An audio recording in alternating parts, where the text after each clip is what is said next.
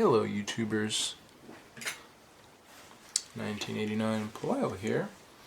Today going to be doing a review as well as exhibiting one of my most favorite rifles. That is part of my collection. Yep. This, ladies and gentlemen, is a Winchester 94 model Cheyenne Commemorative Edition lever gun, chambered in the old cowboy 4440 round. And when I received this rifle, which was from my father, I'll go ahead and point out the obvious just so we're not left with an elephant in the room later on. Caught a bit of rust,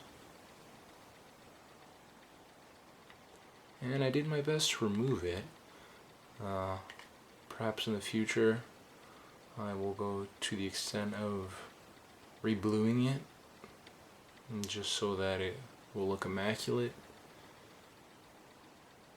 and to do it the just respect that it deserves as being a Winchester lever gun.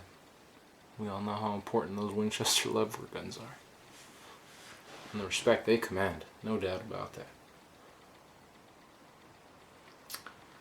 I will go ahead now for everyone and check to see if it's loaded or not.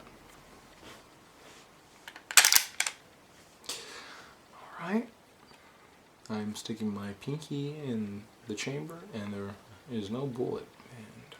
I think I would be able to feel a 4440 resting in that chamber there. There it is not. Alright, go ahead and check out this barrel now. I like to do something a little cool. Well, at least I think it's cool. I'm going to go ahead and shine a light down the barrel while you look down the barrel.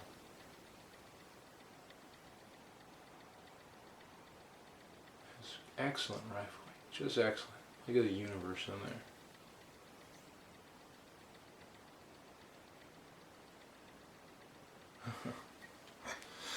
It looks like something out of the paranormal, but it does show the excellent rifling that is still in good shape and still present inside that barrel.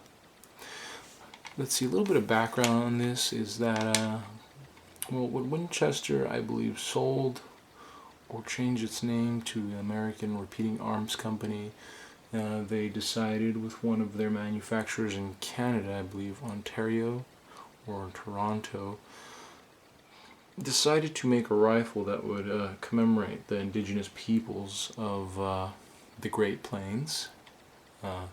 Ergo, it celebrates the renowned Cheyenne people, the Cheyenne Indians of the Great Plains.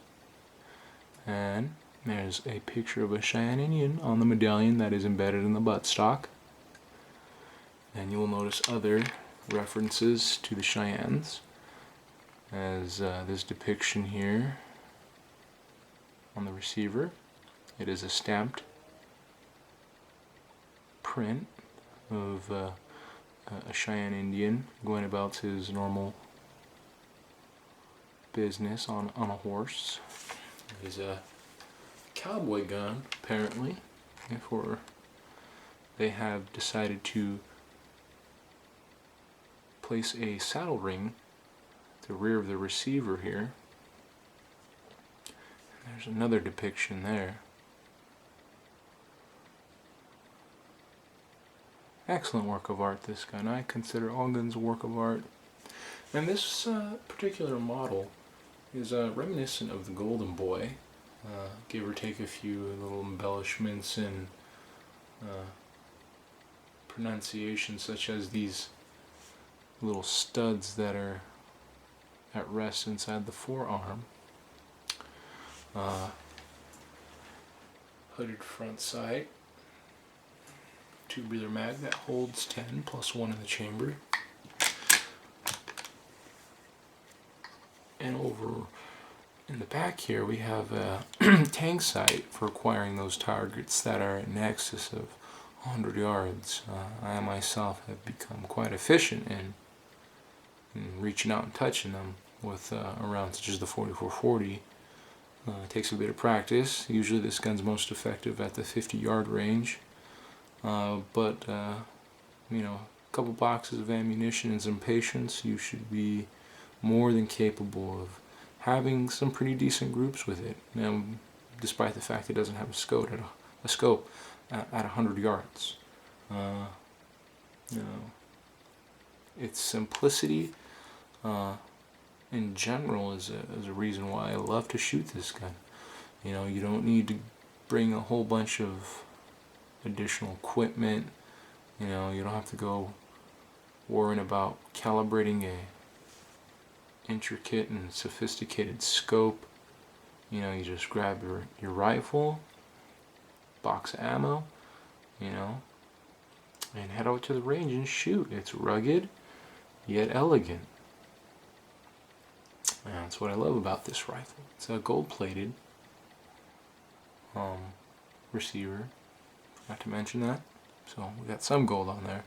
I really wish that this coin here was 24 karat gold. Now that would have been something that would have severely racked up the retail value, especially today with gold prices going up. But maybe one of these days I'll go ahead and remove it and put a buffalo gold round in there, or an Indian head gold round, or perhaps not. Maybe I'll just keep the gold. But that's just an idea, food for thought. I really like the addition of this tank sight. It's really, you know, a benefit when you want to even try to go beyond the 100-yard range. I mean, it has little markings here. 1, 2, 3, 4, 5 markings. I know the first marking is suited for targets at 100 yards. Haven't experimented with any of the other elevations, so maybe I will get to trying that out someday. I really wish actually I could shoot it and report to you guys my findings. If I get enough comments or enough requests to do such, I will, without hesitation. The story behind this is that I forgot to mention that there are only 12,500 of these manufactured, and they were manufactured in tandem with an accompanying 22 chambered lever gun, 22 long rifle. Most collectors bought them as a pair, and I'm guessing there was 12,500 of the 22s manufactured as well, or in addition to the 12,500 of 4440 chambered rifles manufactured. And it has a really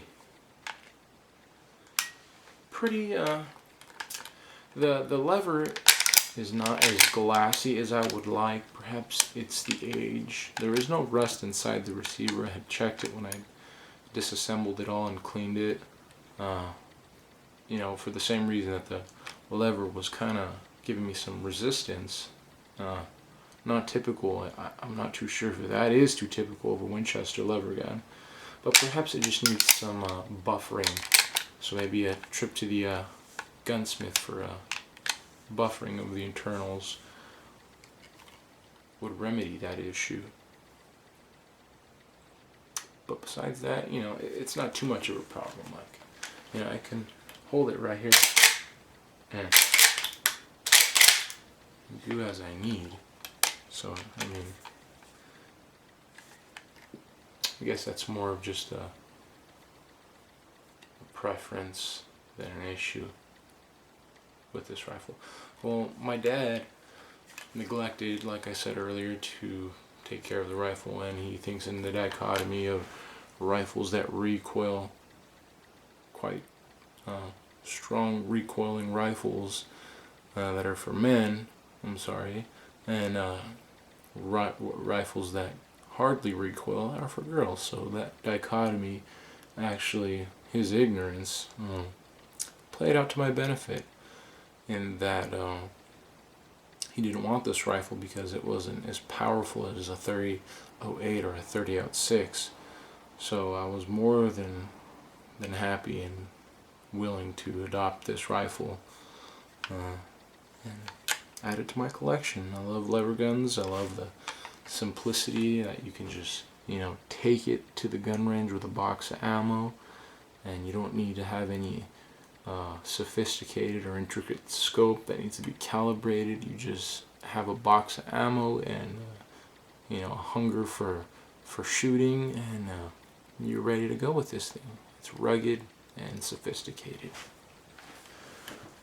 and it's user friendly for the very same reason my father got rid of it, or gave it to me. It's not gonna kick you in the shoulder like a pissed off thoroughbred Spaniard. So you can go with ease knowing that when you shoulder this, you're not going to end up without that shoulder.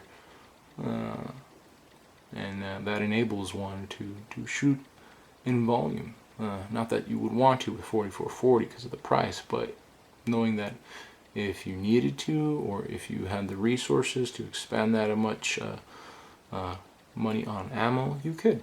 You could spend all day shooting it, and it wouldn't bother you one bit. So I think this buttstock really complements this golden receiver, reminiscent of that golden boy. I can't get over how great the wood looks with that gold. I just think that it is marvelous. Alright, so if you have any questions, feel free to ask. And if you guys need me to take it to the range and show you how it performs, I will do it at the will of the majorities. I hope you learned something from this. Thanks, and long live our government as it was intended. A republic.